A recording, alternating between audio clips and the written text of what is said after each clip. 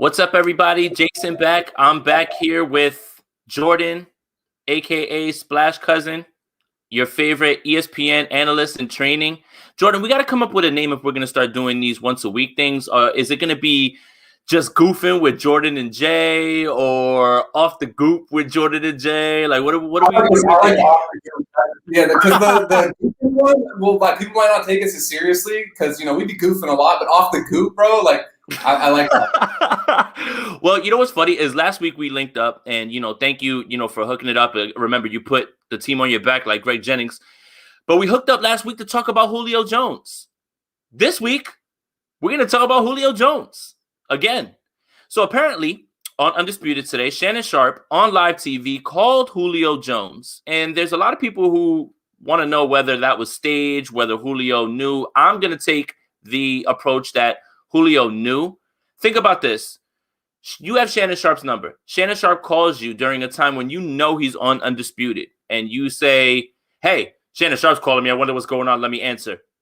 You knew full well what he was doing. You knew what was happening. So he asked Julio Jones, hey, are you going to Dallas or are you staying in Atlanta? And Julio answered with, I'm up out of there, man. Now, obviously, 49er fans and football fans alike are going to take that as, oh, my God, go get Julio Jones. But I just wanted to get your perspective. Like, do you believe that Julio Jones knew he was on live with Shannon Sharpe? I mean, yeah, and for this reason, just because if you're on that much of a, like, if you hit me on FaceTime, like you and I will FaceTime or talk pretty regularly, like we have a pretty good understanding of one another's schedules.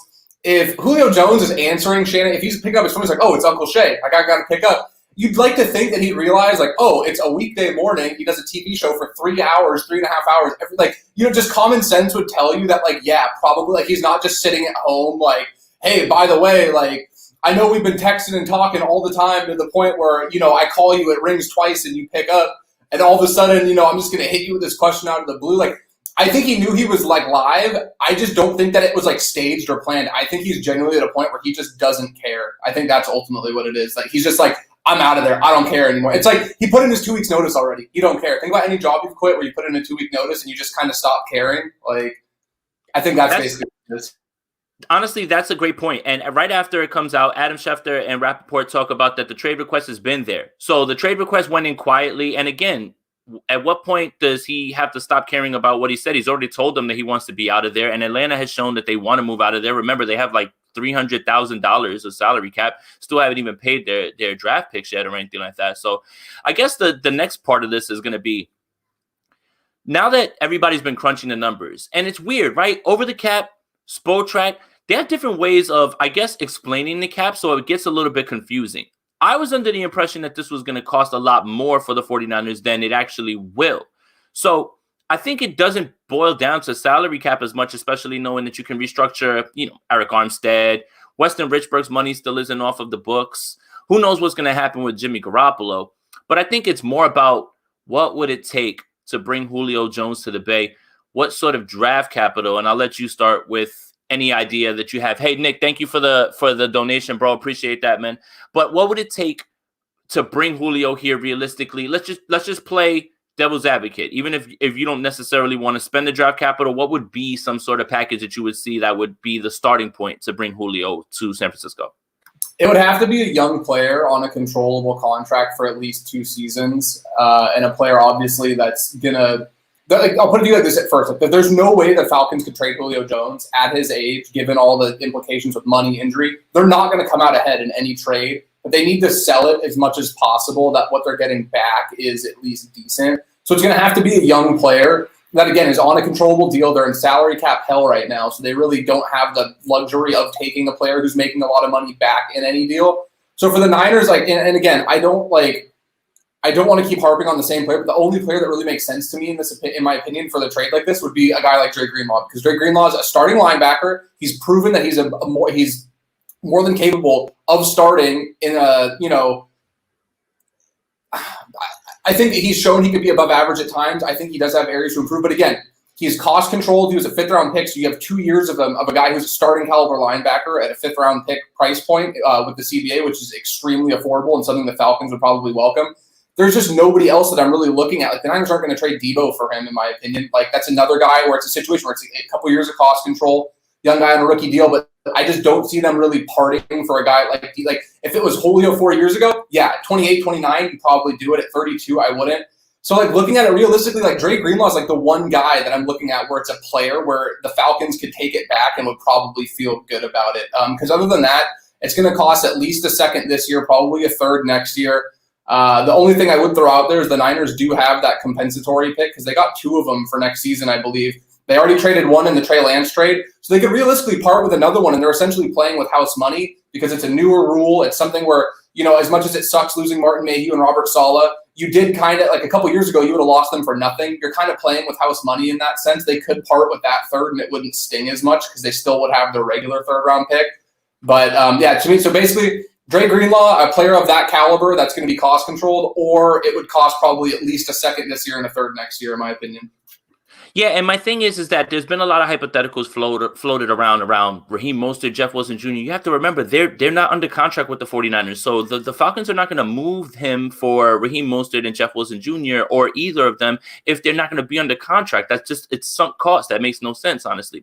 I think Greenlaw is the call, honestly, if it's going to be a player. So it would be something like Greenlaw in a third or a fourth, or just a straight up second and a fourth, and maybe another player. Maybe I don't know who this lower tier player would be or something like that. But I think that's really what it is. So when you think about what they sent to go get Trey Lance, you're talking about years down the line. Now you're not going to have a first, a second, those moves. If they push for this Julio Jones trade, they have to win a Super Bowl this year, right, Jordan? They, at the very least, have to make a playoff run. They have to win at least one game in the playoffs, and they need to show that they're in a position where they are moving forward towards something. Because, again, like, let's say if Jimmy starts the whole year and they win one game in the playoffs, like, you'd feel pretty good about it, especially given how most of the last few seasons have gone. But if it's a situation where, like, Jimmy starts for a little bit and Trey Lance takes over, or Trey Lance starts right away, they need to at least be building towards something where you're feeling really good going into next year, where you're like, this wasn't the year, but we're really going to hit our stride next year. I don't like saying Super Bowl or bust just because there's so many question marks at the quarterback position right now. I know a lot of people went into last season feeling about like that same way about Super Bowl or bust, and it really hurts when you don't even make the playoffs after feeling like that. So I would temper expectations a little bit, but there would be zero excuse for the quarterback play, regardless. I mean, I understand Trey Lance is starting as a rookie. He's going to have his works. But you have Kyle Shanahan calling plays for you, and you have Debo, Ayuk, Kittle, and Julio Jones. Like, there's very little room for error, and especially if Jimmy's out there too, there's very little excuse for poor quarterback play, because a couple years ago, there was an issue where the receivers weren't getting separation. I love the guy, but Dante Pettis and Marquise Goodwin were the starting wide receivers for the first few weeks in 2019, and then they got Sanders, and we did see Jimmy take a huge step forward when they got a guy who was essentially a veteran wide receiver that he probably felt he could trust more. So the way I look at it, like, if you can get it done, even if your plan really is to start Jimmy right now, there's no argument you could make where Julio Jones coming in, it's like, oh man, this is going to make life harder for Jimmy Garoppolo. Like, you want to make life as easy as possible for him, because even if Trey Lance is the future, if Jimmy goes out there and looks more competent with better weapons around him, you're going to ultimately net a higher return in a trade that you're ultimately flipping him for the following offseason. Or maybe you decide to stick with him for the full year and you're really like, hey, you know what, we're serious about sitting Trey Lance. I think if that's the plan, you have to give Jimmy all the help you can. And having a weapons group that's Julio, Ayuk, Debo, Kittle, and then that running back room, I think that it puts Jimmy again in a position where he's not going to be asked to do too much, and he can kind of guide the ship rather than lead it, Like, he's kind of on cruise control. I don't know the analogy, on cruise control rather than pushing the whole car by himself. And I think that that's been proven that's going to be the best avenue of success for Jimmy. That's not any disrespect to him, but I think he's an average NFL starter that is going to be more successful with better weapons around him. So. Absolutely. And I see it in the comments, and that was exactly where I was going to go with this. So thank you, Lee, for your comment. Honestly, so there was rumors about Julio wanting the Patriots. And I talked about this yesterday with Jared. And I think that him saying, I want to play with Cam, when every other NFL fan is saying, why? Oh, Cam looked awful last year. I think there's a big divide with the way NFL players view NFL players and NFL fans view NFL players. So say what you want about Cam Newton and what he had last year and how he was and how inaccurate he was and things like that. Oh, he's washed. Julio Jones doesn't seem to think that. And it's funny. do I listen to the NFL fan who is screaming in my face that Cam was bad? Or do I listen to an elite wide receiver who is leaving a pretty good quarterback situation, by the way, too, because Matt Ryan is a pretty good quarterback, to say I still want to play with Cam?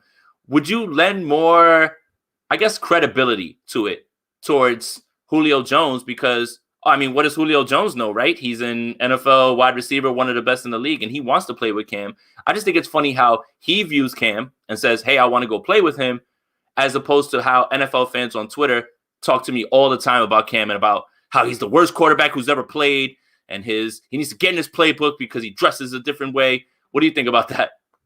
I don't think I've ever seen a former MVP get trashed disrespected. And it isn't recent. Like, this has happened his entire career. And the guy's a freak. Like, he's always been a guy where, yeah, he's not the most gifted thrower of the football. He has a great arm, but he's always been kind of just a middle-of-the-road guy throwing the ball. But the dynamic ability he has to run, extend plays, and just being a guy who's, 6'5", 245, 250, whatever he is, like, he's still a nightmare. And, people talk about how he only threw for a certain amount of touchdowns. He ran for a bunch. New England's entire offense was built around him running the football. And on top of it, too, the guy had COVID. And I think people kind of, because a lot of athletes get it and it passes or whatever, people just are like, oh, okay, well, if they're in good shape, it's not going to hinder them. There was a clear drop-off in play from pre-COVID Cam to post-COVID Cam. And that's where I'm kind of, and again, it's a small sample size, but if you go back and you watch that game against Seattle on Sunday Night Football, he threw for 400 plus, if I recall. He was throwing darts all over the field. He was cooking Jamal Adams. Him and Edelman went for, I think, $155 in that game. So I could see a path where, and especially when you've played in the same division for 10 years now or whatever it was, I know the past season obviously was in New England, but Carolina and Atlanta have played each other 25 times since those guys have both been in the league. There's definitely an avenue where there's a mutual respect where he's like, hey, he may not be the best thrower of the football, but I respect his work ethic. I respect what he's about. This is a guy that I want to be in a huddle with. And I totally buy that because I think Cam's been like that for most of his career. And I think the media narrative of him, where they show him going, going to fashion shows and doing all these things off the field, and they never seem to show him busting his ass in the offseason and organizing team workouts on his own and how guys really do rally around him. So, yeah, I totally buy it. And honestly, I'm all for that because I think Cam deserves every opportunity to succeed. I know that people think Mac Jones is just going to come in there and take that job. I don't think so. I think that I think Bill Belichick made a strong commitment to Cam by signing him when he could have easily sent like a second or a third for Jimmy and taken Jimmy back. Wouldn't have even had to deal with Mac Jones. He could have spent the first round pick elsewhere, but they made a pretty strong commitment to Cam where they're like, hey, this is going to be an incentive-laden deal, but you have every opportunity to lose this job. And I see a much more difficult path to him losing that job if Julio Jones is one of his weapons. So, yeah, it makes total sense to me. Absolutely. And not to stray too far from the 49ers, but I want to say that he does absolutely fit with what the Patriots are building. They brought in Jonnu, they brought in Hunter Henry, who are going to be two tight ends that they can, let Cam thrive with. Kendrick Bourne's going to be intermediate. Nelson Aguilar is their deep threat. I guess that's what we're calling him these days. And then you add Julio Jones, and it makes sense, honestly, really. So back to the 49ers, honestly. I want to talk to you about, let's just say we wake up one day and Julio Jones is on the 49ers. And you're talking about now a receiver room of Julio Jones, Deebo Samuel, Brandon Ayuk. Is there a short end of the stick for one of these guys, especially when you think about how often the 49ers are in 21, how often they run three wide receivers? Is there a person who stands to lose anything from Julio Jones being there? Yeah, 100%. It's 100% Deebo Samuel. I think that Deebo's going to be shifted back towards more of that, I hate using the word gadget player because it sounds like it devalues what he can do, but I think he would be relegated back more towards that specialist role. But I also see a scenario where, Ayuk had a hamstring problem, so it wasn't, I don't want to say he has an injury pattern, but Deebo's had his injuries. Julio's obviously had his injuries. Ayuk missed time. It's almost like you're increasing your chances of having at least two of those guys be healthy on a given week. Whereas, on the surface, yeah, if all are healthy, Deebo's probably the guy that I think loses just because the other two are so much more, I want to say so much more, but they're more complete players in my opinion. I think Deebo's very good. And I also want to say real quick, I think Deebo's more than capable of running a full route tree and being more than what we've seen. I just think that Ayuk and Julio are such unique talents that he would be kind of the odd man out. And it's not that like Deebo's so much worse that he's the guy. It's just that these guys are just slightly better, in my opinion. But it would have to be him because you have to account for it too. Like George Kittle's still going to eat such a large target share. Like George Kittle, in my opinion, is still wide receiver 1 on the team. You know, he's a tight end. I get it, but he's going to be the guy that I think Kyle's really scheming for to get looks over the middle because we've seen he takes a 5-yard crossing route and he's eating through 5 or 6 defenders, knocking guys over, carrying guys 10 yards down. Like that's the kind of football I think that Kyle wants to play. They want to physically impose themselves on people. So I still think that Debo and Kittle are going to get their looks because of that. But if we're talking purely like calling plays, going through progressions and stuff like that, I have a hard time seeing Julio or Ayuk getting relegated to the 2nd or 3rd read on a play that Kyle's drawing up with all of those guys in the fold.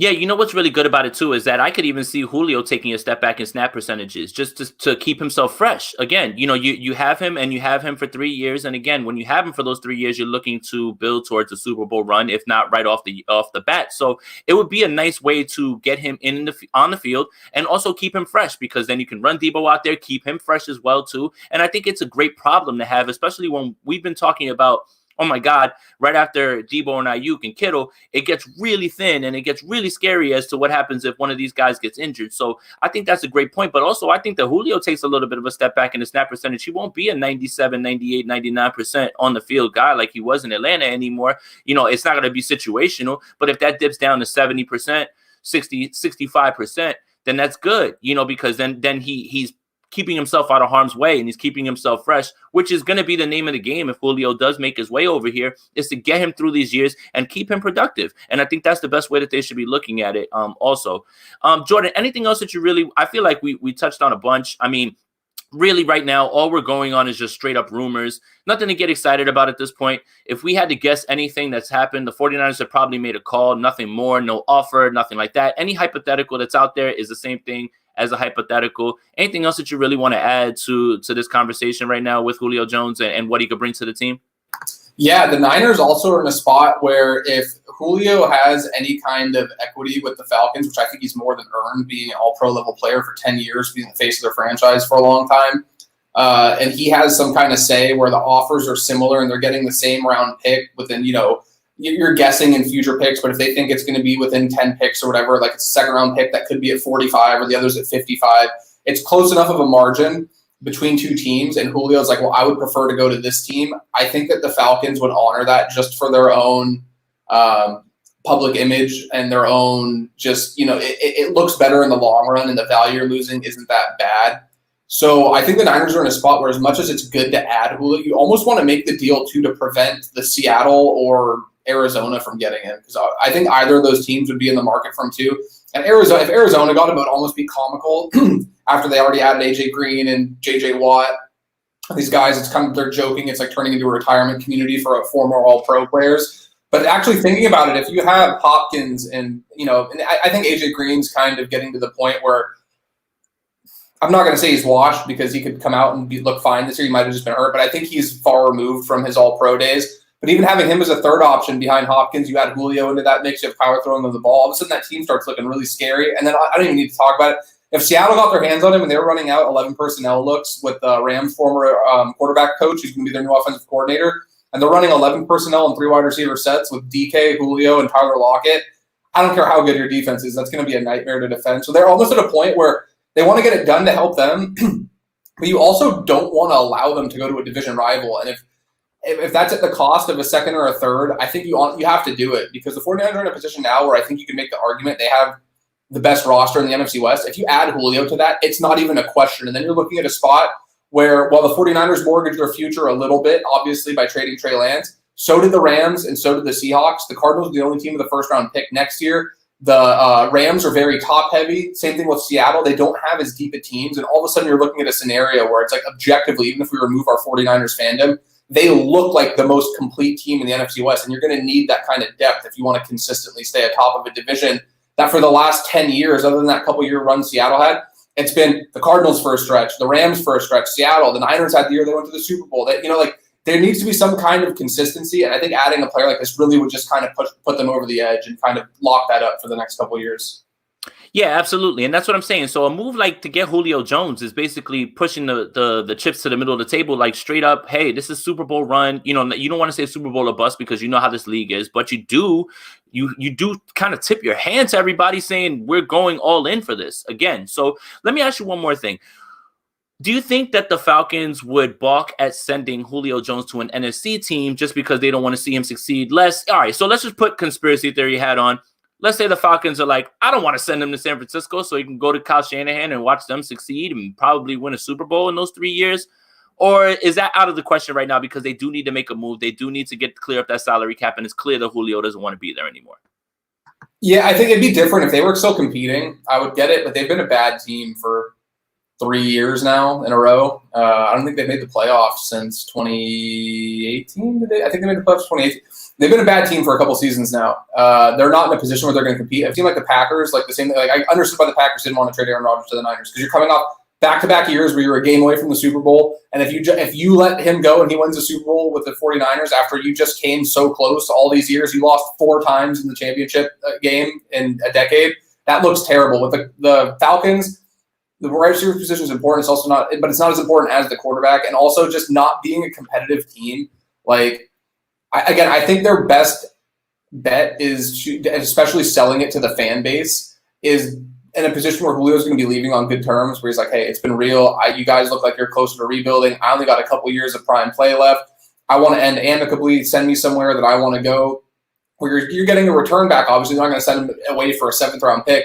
But I think that they stand to gain far more by sending him to a place that he would prefer to go, which, again, I could see a very clear path to him being like, hey, I had my best years under Kyle Shanahan. This team's loaded. They're a competitor. They're a year removed from a Super Bowl. The only reason that they were bad last year, most people's opinion, is injuries. It makes a lot of sense, and I just don't see a path where they're like, well, we're going to honor trading him, but we're just going to trade him somewhere where he's going to be terrible. Because if that's the case, they would have taken like a 4th-round pick from like Baltimore for him at this point, and he would be a Raven. I just and maybe that's still the case because I don't think he's going to get moved till June 1st. But yeah, I don't buy into that. Like, they're not going to trade him to an NFC team because he's Julio Jones. Like, he's going to look good no matter where he goes. And there's not really much to gain, in my opinion. From, like, everybody knows he's a good player, and if you're trading a player of that caliber, there's not really much you can gain. Like, this isn't a situation where it's like, oh, we think he's washed, we're moving on because we're trying to get out from him. It's like, no, it's just, this isn't working. The cap isn't working. We need to get rid of him and part ways. So no, I don't think that I don't see it as a situation where you can't trade him to an NFC team. Like, maybe a divisional team. I don't think they're going to be eager to trade him to like New Orleans or Carolina or anything, But an NFC team, I don't think it's a huge deal at all, honestly. Yeah, it was funny, too, because Shannon asked him, hey, do you want to go play for Dallas? And he said, no, I want to win. He was like, yeah, so don't go to Dallas. He was like, yeah, I'm not going. And he literally said it. If you caught the whole clip, he's like, I'm not going to Dallas. So I thought that was really cool, too, to like throw one more shot at Dallas. I'll get one more question, and then we'll get out of here. Percentage chance that June 1st, Julio Jones is in a 49er uniform. I'll start, and I'll say that right now, I feel 15%. That's it. And that's, again, not knowing anything, not based on anything. I'm just going to say 15%. 2 days ago, it was 10% or 5%. The only reason that I feel a little bit better about it now is hearing him say he wants to win kind of cuts down a few places, and especially when you talk about where it fits with money. Washington's kind of a sleeper place that nobody's really talking about, honestly, and I just don't know how close they are to competing in the way that the 49ers are. So I'll stick with 15% as of right now on the 24th. What do you say, Jordan? Do you mean like that he gets traded after June 1st or literally on like June 1st? Or I mean, all right, so just the percentage chance that Julio Jones is going to be a 49er. I would say 25. Okay. So you're more optimistic than I am. So this is why, and I understand, like, I don't read too much into it, but I've seen Joe Staley and I've seen Ian Williams talking about it lately. And I think that there's definitely an avenue to where those guys aren't coming out on Twitter with, revealing information, or they're not sharing secrets. I don't think it's a situation where like they have some insider information, but I think that there is an understanding among players where they know, like, you've talked to players about it too.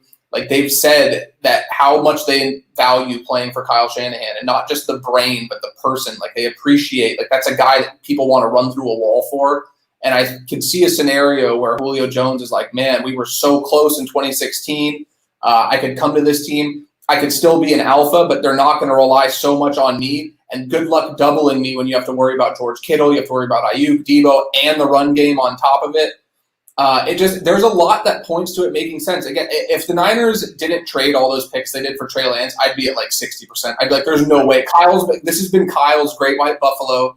Everybody's seen Hot Tub Time Machine. You know about the Great White Buffalo, the one that got away. Like Julio's the one that he let get away. I mean, he didn't let him get away, but he left. But he's all like, you know that meme with like Wolverine where he sits there looking at the picture on the bed? Like, I picture Kyle Shanahan sometimes at night sitting there looking at Julio, like treating the wide receiver one that he had. That was, so I could see him pushing all the chips on the table and kind of pounding the table. I just wonder after, I assume they did that for Trey Lance, how much he can come back and knock on the door, like, hey, Jed, like, by the way, like, Jed and John, I have one more massive request for you guys. Like, and maybe they're on board with it, but I think that there is a strong possibility it could happen. I'm just not like, oh, it's done deal, like it's happening. But I'm feeling better about it every day. And just like you said, especially like I think Dallas is a pretty good roster. But if he's looking at Dallas and he's like, no, I want to win, like that makes the Niners roster as a whole look a hell of a lot better, in my opinion.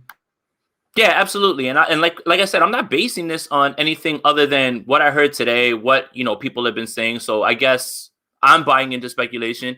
So let me ask you this. Since we pressured the 49ers, us, the fans, not you necessarily, but us, since we pressured the 49ers into not taking Mac Jones, do we start the hashtag now, trade for Julio Jones, and just start adding Jed York and adding John Lynch to make sure that we get this done, since we have this power to make them change exactly who they were going for at pick 3? Thank you, Michael Lombardi, for that information. I had no idea we had that. Yeah, I think that if you are ever if you ever have a shade of doubt that your ability to put a hashtag on Twitter can't change the world, like it's time to get inspired, folks, because it really can. One hashtag can really make a huge difference. And the Niners wrote the checks, they did all the negotiations, they handled almost everything. Kittle's agent handled everything. But last summer, the way the history books are going to show it, 49ers Twitter got George Kittle paid. We love George Kittle in these parts. We're happy he got paid. But I think Kittle knows. I think that's why he shows so much love to fans. He's wishing people happy birthday because he's like, man, without these hashtags, I don't know if I'd be looking at that $15 million a year average annual value. So if you ever have a shade of doubt and you're sitting there and you're like, man, should I tweet out a hashtag with pay this player? Do it, because the odds are is that somebody in that front office is sitting there and they're like, man, I'm having a tough time. I really want to pay this guy. I don't know. And they see that tweet pop up on their timeline and they're like, that's it. That's the fire I needed. That's the spark I needed. I'm inspired. Write the check, sign the player, make the trade. So yes, you believe in yourself, because the smallest little hashtag I can say could change the world. All right. So get out there, hashtag it. Hashtag trade for Julio Jones. We'll turn it into the new Coney 2020 if you guys, or whatever that was, whatever that happened. I don't know if you guys remember that dictator that everyone was so afraid of that ended up not being anything. But honestly, we just had some fun there at the end, just because we saw the same things happening with the Fred Warner stuff, and it was starting to happen again. And, I'm just taking a shot at Michael Lombardi, who said that we swayed them from pick 3, as opposed to him just saying, hey, I thought it was Mac and it wasn't, so I'm going to take my L. But Jordan, thank you for this. Next week, we'll come up with a new name. I don't know if it's going to be Goofing with Jordan and Jay, or if it's going to be Off the Goop with Jordan and Jay, but we'll come up with something. Appreciate you hopping on real quick so we could address this Julio Jones thing. And thank you for the donation. Nick, I believe, was the one who sent it in. Thank you for everybody tuning in. Make sure you like, subscribe to the channel. Make sure that you share it with anybody who is a 49er fan or a football fan. If they want to hear us talk about the 49ers, we did talk about the Patriots a little bit. And Jordan, anything else you're working on? Make sure you follow Jordan on Twitter @SplashCousin. Anything else? Nah, man, I'm locked in. I got a softball game tonight, so I'm locked in. I'm hitting a dinger tonight. That's all I care about. Football's taking a backseat for the next, 6 hours or so. So, yeah. That's it. But in all seriousness, yeah, you can find me on Twitter. My ad's on the screen there. I do film cut-ups. I write. I goof. I talk. It depends on. All right. Well, for Jordan, for Jay, we're out of here.